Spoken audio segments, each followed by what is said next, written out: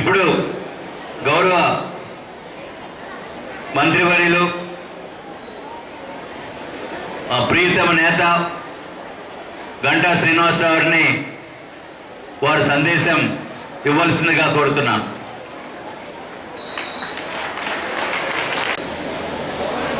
Inspire science exhibition కార్యక్రమానికి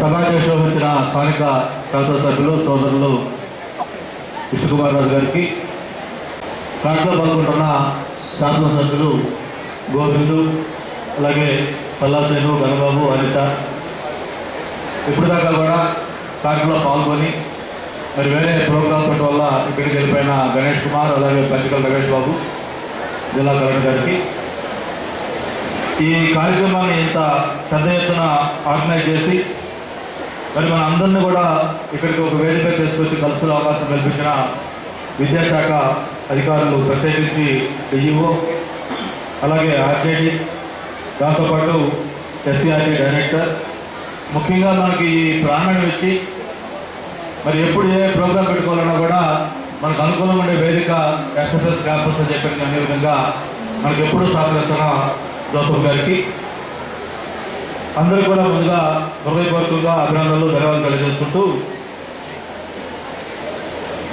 2008లో ఈ 11th పంచవర్ష ప్రణాళికలో దాదాపు 1979 కోట్ల రూపాయలు బడ్జెట్ అమౌంట్ తోటి ముఖ్యంగా ఈ పిల్లల్లో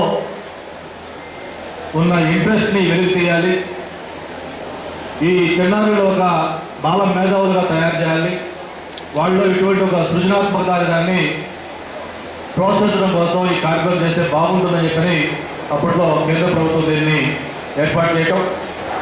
మరి అప్పటి నుంచి కూడా ఎవరైతే 10-15 సంవత్సరాల మధ్య వయసులో ఉంటారో ఆ ఏజ్ గ్రూప్ మధ్యలో ఒక్కొక్క స్టూడెంట్కి దాదాపు 5,000 రూపాయలు ఖర్చు చేస్తూ ప్రతి సంవత్సరం కూడా 2 లక్షల మంది విద్యార్థులు ఈ స్కోప్లోకి వచ్చే విధంగా చేసి మరి కంటిన్యూగా ఈ ప్రోగ్రామ్స్ మనం చేస్తున్న విషయం మనం చూస్తూ ఉన్నాం.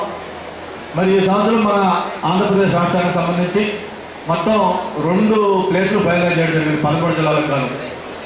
ఈ 6 జిల్లాలు శ్రీకాకుళం దగ్గర నుంచి కృష్ణా దాకా ఒక సర్క్యూటు, అలాగే మిగతా 7 జిల్లాలు అవి కలిపి ఒక సర్క్యూట్ పెట్టి అవి మన తిరుపతిలో ఆ 7 జిల్లాలు కలిపి ఈ ఇన్స్పైర్ ప్రోగ్రాం పెట్టుకున్నాం. దానికి ముగింపు కార్యక్రమానికి నేను స్వయంగా వెళ్ళటం, అలాగే జిల్లా మంత్రి, అలాగే మిగతా పెద్దలందరూ కూడా పార్టిసిపేట్ జరిగింది. మరి ఈ ప్రోగ్రాం సంబంధించి కూడా మన 20వ తారీఖున స్టార్ట్ చేసుకుని ఈరోజు మనం ముగింపు చేసుకుంటా ఉన్నాం. మరి ఈ కార్యక్రమం చేసేటప్పుడే మన సభాధ్యక్షులు చెప్పారు, ఆయన కామెంట్స్లో ముందు మాట్లాడుతూ దాదాపు 6 జిల్లాల నుంచి ఇక్కడ అందరూ పార్టిసిపేట్ చేస్తే విశాఖ నుంచి చాలా తక్కువ మంది ఉన్నారనే విషయం కూడా చెప్పడం జరిగింది. దాన్ని కూడా జిల్లా అధికారులకి ఇప్పుడే చెప్పడం జరిగింది. ఎందుకు ఇలా జరిగిందంటే వాళ్ళు ఇచ్చిన ఎక్స్ప్లెనేషన్ ఏంటంటే ఇవన్నీ కూడా లాస్ట్ ఇయర్ ఇక్కడి నుంచి పంపిన ఎంట్రీస్లో సెలెక్ట్ చేసి పంపించారు సార్. లాస్ట్ ఇయర్ మన జిల్లా నుంచి కేవలం 199 మందినే పంపడం జరిగింది, అందులో ఒక 5% సెలెక్ట్ చేసి పంపిస్తారు. అయితే ఈ సంవత్సరం అలా కాకుండా దాదాపు 1,200 మందిని పంపించామని చెప్పారు. 1,200 కాదు, శ్రీకాకుళం, విజయనగరం, ఈస్టు, వెస్టు, కృష్ణా ఆ 5 జిల్లాలు కలిపి ఎంత ఉంటుందో విశాఖ జిల్లా నుంచి ఒక్క జిల్లా నుంచి అంతమంది పంపించాల్సిన అవసరం ఉంది. ఎందుకంటే ఈరోజు విశాఖపట్నం అంటే ఒక హ్యాపీనింగ్ సిటీ, ఒక సిటీ ఆఫ్ డిస్ట్రిక్ట్గా చెప్పుకుంటున్నాం. దానికి తోడు మనం హోస్ట్ చేస్తున్నాం, ఇక్కడ విశాఖలో హెడ్ క్వార్టర్గా ఈ ప్రోగ్రాం హోస్ట్ చేస్తున్నాం. మరి ఎమ్మెల్యే విష్ణుకుమార్ రావు చెప్పినట్టుగా నిజంగా ఇది మన అందరం కూడా సిగ్గుపడాల్సిన విషయం. అటువంటి విశాఖపట్నం నుంచి 12 మంది దీంట్లో ఉంటామంటే చాలా శోచనీయం. ఖచ్చితంగా రాబోయే మళ్ళీ ఇన్స్పైర్ నెక్స్ట్ ఇయర్ చేస్తామని చేసినప్పుడు ఈ 6 జిల్లాల్లో హైయెస్ట్ వైద్యాలు వచ్చేదానికి జిల్లా అధికారులు అందరూ కూడా దానికి సమాయత్తం కావాలి, దానికి ఆ విధంగా ప్రయత్నాలు చేయాలని చెప్పి కూడా ఈ సందర్భంగా మనవి చేసుకుంటూ మరి ముఖ్యంగా ఇక్కడ చేసిన చిన్నారులు ఎవరైతే ఉత్సాహంగా 3 రోజులుగా కూడా మీరు మీ యొక్క ఇన్నోవేటివ్ ఆలోచనతో మీరు తయారు చేసిన ఈ ఉన్నాయో, అలాగే మిమ్మల్ని ప్రోత్సహించిన మీ అధ్యాపకులకి, తల్లిదండ్రులకి, అలాగే స్కూల్స్ మేనేజ్మెంట్ వాళ్ళకి అందరికీ కూడా మనస్ఫూర్తిగా అభినందనలు తెలియజేసుకుంటూ మామూలుగా ఇక్కడ మన విద్యార్థులే కాదు, ఒక గ్రామీణ ప్రాంతంలో ఉన్న రైతు దగ్గర నుంచి ఒక రోజు పనికెళ్ళే కూలి దాకా ప్రతి ఒక్కరిలో కూడా ఒక సైంటిస్ట్ ఉంటాడు. అంటే ఎలా సైంటిస్ట్ ఉంటాడంటే నిత్యం తను చేసే పనుల్లో ఏదో కొంచెం మెరుగ్గా కొత్త ఆలోచనలతో ఏదైతే చేయాలని ప్రయత్నం చేస్తారో వాళ్ళందరూ కూడా సైంటిస్టులే. ఈ సైంటిస్టులనే ఆలోచన మనుషులు లేకపోతే మనం ఆది మానవులు ఎలా ఉన్నామో, నాగరిక తెలియకుండా ఎలా ఉన్నామో, ఎటువంటి ఒక అభివృద్ధి లేకుండా ఎలా ఉన్నామో అలాగ ఉండేవాళ్ళం. అలా కాకుండా ఆది మానవుల దగ్గర నుంచి ఈరోజు ఒక నాగరిక మానవుడిగా అనేక రకాల టెక్నాలజీ అభివృద్ధి ముందుకెళ్తున్నామంటే ముఖ్యంగా ఇన్నోవేటివ్గా థింక్ చేయాలి, మనకి ఉన్నదానికంటే ఇంకా బెటర్గా మనం కొత్త వాటికి వెళ్ళాలి అనే ఒక ఆలోచనే ఈ సైన్స్ రీసెర్చ్ సంబంధించిన భాగం అని చెప్పి కూడా తెలియజేసుకుంటూ, మరి అటు ఎడిసన్ కావచ్చు, న్యూటన్ కావచ్చు, లేకపోతే పెద్ద పెద్ద సైంటిస్టులు మన ప్రాంతం నుంచి వచ్చిన మోక్షగుండ విశ్వేశ్వరయ్య కావచ్చు, ఎంతోమంది వాళ్ళు చిన్నతనంలోనే వాళ్ళ యొక్క ఆలోచన పరిధితో మనకు తెలియజేశారు. అలాగే ఈరోజు మీరందరూ కూడా ఈరోజు ఇక్కడ ఇందులో పార్టిసిపేట్ చేసిన అందరూ కూడా మీరు రాబోయే రోజుల్లో ఒక బెస్ట్ సైంటిస్టులుగా మీరు కావాలని, మీరు ఒక కంట్రిబ్యూషన్ ఈ సొసైటీకి ఉండాలని చెప్పని మనస్ఫూర్తిగా కోరుకుంటూ, మరి ఇక్కడ ఈ జిల్లా స్థాయిలో ఈ రాష్ట్ర స్థాయిలో ఎవరైతే మంచి ఫలితాలు సాధిస్తారో వాళ్ళని నేషనల్ లెవెల్లో కూడా పంపించబడుతుంది. మరి ముఖ్యంగా ఈ రాష్ట్ర ప్రభుత్వం మన ప్రీతమ నాయకులు చంద్రబాబు నాయుడు నాయకత్వంలో ఒక నాలెడ్జ్ హబ్గా ఈ రాష్ట్రాన్ని చేయాలి, ఒక స్కిల్ డెవలప్మెంట్ ఇంప్రూవ్ చేయాలి, బాగా కేవలం అకాడమిక్గా కాకుండా ఒక ఆల్రౌండ్ పర్సనాలిటీ వచ్చే విధంగా ఎడ్యుకేషన్లో మనం మార్పులు తీసుకురావాలి అని ముఖ్యమంత్రి గారి ఆలోచనలకు అనుగుణంగా మన విద్యా వ్యవస్థలో అనేక రిఫార్మ్స్ చేస్తూ ఉన్నాం. ముఖ్యంగా ఎడ్యుకేషన్ టీచ్ చేసే పద్ధతిలో కూడా కొత్త టెక్నాలజీస్ మనం ఉపయోగిస్తూ ఉన్నాం. ఈరోజు విశాఖ జిల్లాలో మనం ప్రయోగాత్మకంగా ఈ లెర్నింగ్ మనం స్టార్ట్ చేసాము చంద్రంపాలెం స్కూల్లో. అది బ్రహ్మాండంగా ఫలితాలు సాధిస్తూ ఉంది. అందులో ఉన్న విద్యార్థులు కానీ, అధ్యాపకులు కానీ, తల్లిదండ్రులు కానీ అందరి నుంచి కూడా ఫీడ్బ్యాక్ తీసుకుంటే చాలా ఎఫెక్టివ్గా ఉంది, మిగతా పాఠశాలలో కూడా పెడితే బాగుంటుందని మనకి ఇన్ఫర్మేషన్ వస్తూ ఉంది. త్వరలోనే రాష్ట్రంలోని 13 జిల్లాల్లో కూడా ఈ లెర్నింగ్ పెట్టాలనుకుంటా ఉన్నాం. దాంతోపాటు బయోమెట్రిక్ సిస్టమ్, ఏదైతే విద్యార్థులు స్కూల్కి కరెక్ట్గా వస్తున్నారా లేదా, సమయానికి వస్తున్నారా లేదా, అలాగే గవర్నమెంట్ ఇస్తున్న మిడ్ డే మీల్ సరిగా అమలవుతుందా లేదా, ఎంతమంది ఆ మిడ్ డే మీల్ తీసుకుంటున్నారు, అలాగే అధ్యాపకుల యొక్క హాజరు ఎలాగుంటుంది, ఇట్లా ఇవన్నీ కూడా ఒక జవాబుదారీగా వచ్చేదానికి ఈ మన టెక్నాలజీని వాడుకొని బయోమెట్రిక్ సిస్టమ్ పెట్టబోతా ఉన్నాం. దీంతోపాటు ముఖ్యంగా ఈ రాష్ట్రంలో చంద్రబాబు నాయుడు గారు ముఖ్యమంత్రి అయిన తర్వాత ఈ రాష్ట్రాన్ని ఒక నాలెడ్జ్ హబ్ చేయాలి, ముఖ్యంగా ఒక మోరల్స్ ఎథిక్స్తో కూడిన ఎడ్యుకేషన్ అందించాలి, ఒక రెస్పాన్సిబుల్ సిటిజన్స్గా పిల్లలను తయారు చేయాలనే ఉద్దేశంతో మరి బడ్జెట్లో ఈ సంవత్సరం 16,000 కోట్ల రూపాయలు విద్యాశాఖ కేటాయించారు. అంటే బడ్జెట్లో దాదాపు 20% కేవలం విద్యాశాఖకే కేటాయించారు. కేటాయించడమే కాదు, మరి ఒక పక్క మనకి ఆర్థికంగా ఇబ్బందులు ఉన్నాయి. హైదరాబాద్ లాంటి నగరం తెలంగాణ వెళ్ళిపోయిన తర్వాత 16,000 కోట్ల రూపాయల లోటు బడ్జెట్తో మన రాష్ట్ర ప్రభుత్వం ఉంది. మరో పక్క ఉద్యోగస్తులకు జీతాలు ఇవ్వాలంటే కష్టపడాల్సిన పరిస్థితి వస్తుంది. అయినప్పటికీ కూడా ఈ విద్యారంగంలో మార్పులు తేవడం కోసం, ఒక మంచి క్వాలిటీ ఎడ్యుకేషన్ అందించడం కోసం ఎటువంటి రాజీ లేకుండా విద్యారంగాన్ని ప్రోత్సహిస్తాం, దానికి కావాల్సినంత ఫండ్స్ ఇస్తామని చెప్పని ముఖ్యమంత్రి గారు ప్రోత్సహిస్తున్నందుకు ఆయనకి మనస్ఫూర్తిగా అభినందనలు తెలియజేసుకుంటూ, మరి అందులో భాగంగానే మనం చూస్తూ ఉంటే సెప్టెంబర్ 5 మనం టీచర్స్ డే అవార్డ్స్ పెట్టుకున్నాం.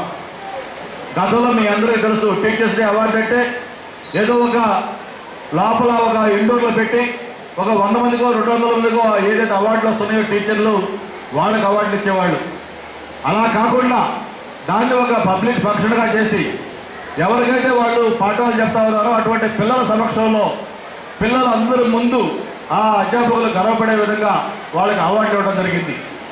అంతేకాదు త్వరలో మనం ప్రతిభ అవార్డ్స్ పెట్టబోతా ఉన్నాం.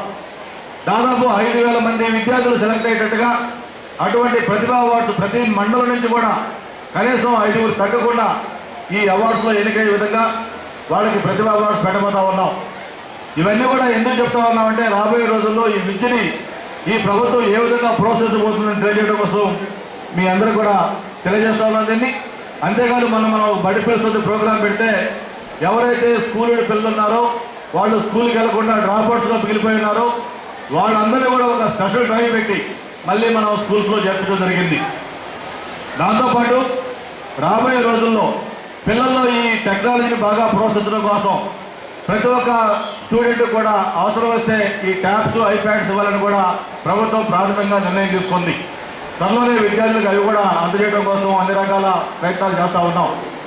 ఇలాగ ఎన్నో రకాల కార్యక్రమాలు ఈ విద్యా వ్యవస్థలో మార్పులుగా తీసుకొస్తున్నామని చెప్పి తెలియజేసుకుంటూ, ముఖ్యంగా విశాఖకి సంబంధించి మరి ఇలాగ సోదరులు గర్భాబు చెప్పినట్టుగా మన జిల్లా నుంచి మనం విద్యాశాఖకి రిప్రజెంట్ చేస్తున్నాం కాబట్టి తప్పకుండా 13 జిల్లాల్లో చేయాల్సిన కార్యక్రమాలతో పాటు విశాఖ జిల్లాకి ప్రత్యేకంగా ప్రాధాన్యత ఇవ్వాల్సిన అవసరం ఉంది. దానికి సంబంధించి ముందు ఏదైతే విద్యాశాఖని నడిపించే ఒక డిఈఓ ఉంటారు ఇక్కడ, దానికి సంబంధించి ఇప్పటిదాకా ఒక భవనం లేదు. త్వరలోనే డిఈఓ భవనం విశాఖలో మనం ప్రారంభోత్సవం చేసుకోబోతా ఉన్నాం. అటువంటిదే కాకుండా ఒక విద్యా భవన్ కూడా విశాఖ జిల్లాకి మనం త్వరలోనే నిర్మాణం చేసుకుంటామని చెప్పని ఈ సందర్భంగా మనవి చేసుకుంటూ, ఏదైనా విద్యాశాఖ సంబంధించి ఒక సమావేశం పెట్టుకోవాలంటే, లేదు ఏదైనా ఒక చిన్న కాన్ఫరెన్స్ పెట్టుకోవాలంటే కూడా ఏ జిల్లా పరిషత్ హాల్లో లేకపోతే ఇంకో హోటల్లో లేకపోతే ఎటువంటి ప్లేస్లో పెట్టుకుంటా ఉన్నాం. అలా కాకుండా మనకు సొంతగా ఒక కాన్ఫరెన్స్ ఉండే విధంగా ఒక విద్యా భవన్ని ఒకటి త్వరలో నిర్మాణం చేసుకోబోతా ఉన్నాం. దాంతోపాటు ఆర్జేడీ ఆఫీసు కూడా ఈస్ట్ గోదావరి కాకుండా ఏదైనా వైజాగ్ అయితే సెంటర్ కావడం కొంతమంది సలహా ఇచ్చారు. దాన్ని కూడా తప్పకుండా పరిశీలించి విశాఖలో కూడా ఆర్జేడీ ఆఫీస్ సంబంధించిన కూడా అన్ని రకాల ఏర్పాటు చేసుకోవడం కోసం కూడా ప్రయత్నాలు చేద్దామని చెప్పి కూడా ఈ సందర్భంగా మనవి చేసుకుంటూ, మరొకసారి ఇక్కడ పార్టిసిపేట్ చేసిన మీ అందరూ కూడా ఒకటే నా విన్నపం, ఈరోజు మీరు చేసిన ఈ ప్రయోగం అనేది చిన్న విషయం కాదు. మీరు ఒక చిన్న ఎక్స్పెరిమెంట్ చేశారు. మీకున్న మనసులో నుంచి వచ్చిన ఆలోచనల ప్రకారం మీరు ఒక చేసిన దాన్ని భవిష్యత్తులో దాన్ని మరొక పెద్దదానికి నాంది కాగలదు. ఈ రాష్ట్ర ప్రభుత్వం కూడా ఇటువంటి వాటిని ప్రోత్సహించడం కోసం పూర్తి స్థాయిలో సన్నద్ధంగా ఉంది. మరి నేను జిల్లా విద్యాశాఖలో కూడా చెప్తా ఉన్నాం, ముఖ్యంగా పిల్లల్లో ఎవరికైతే ఇటువంటి వాటిలో ఇంట్రెస్ట్ ఉంటుందో వాళ్ళని మీరు గుర్తించండి. వాళ్ళని గుర్తించి వాళ్ళకి ఎటువంటి ఆర్థిక సహాయం కావాలన్నా సరే తప్పకుండా ఈ ప్రభుత్వం ప్రోత్సహిస్తుంది. వాళ్ళని రాష్ట్ర స్థాయిలో జాతీయ స్థాయిలో ఉత్తమ సైంటిస్టులుగా చేసేదానికి ప్రభుత్వం ఎప్పుడు కూడా ముందుకు వస్తుందని చెప్పి ఈ సందర్భంగా మనవి చేస్తూ, మరి ఒక చక్కటి కార్యక్రమం ఏర్పాటు చేసి ఈ 6 జిల్లాల నుంచి కూడా పెద్ద ఎత్తున విద్యార్థులు ఇక్కడ తీసుకొచ్చి వాళ్ళ యొక్క ప్రజ్ఞా పాఠ వాళ్ళందరికీ తెలిసే విధంగా ఈ ఇన్స్పైర్ ప్రోగ్రాం ఏర్పాటు చేసేందుకు మరొకసారి జిల్లా అధికారులందరూ కూడా ప్రత్యేకంగా ధన్యవాదాలు అభినందనలు తెలియజేసుకుంటూ, మరి తక్కువ సమయంలో అందరూ కూడా క్లుప్తంగా మీరు చెప్పిన అంశాలన్నీ కూడా తప్పకుండా నోట్ చేసుకుంటా ఉన్నాం. రాబోయే రోజుల్లో ఈ విద్యాశాఖలో మార్పులు సంస్కరణలు శ్రీకారం చుట్టి ఒక నాలెడ్జ్ హబ్గా ఈ రాష్ట్రాన్ని చేద్దామని చెప్పని మీ అందరూ సహకారంతో ముందుకెళ్దామని చెప్పి తెలియజేసుకుంటూ మీ దగ్గర సెలవు తీసుకుంటున్నాము. జై హింద్.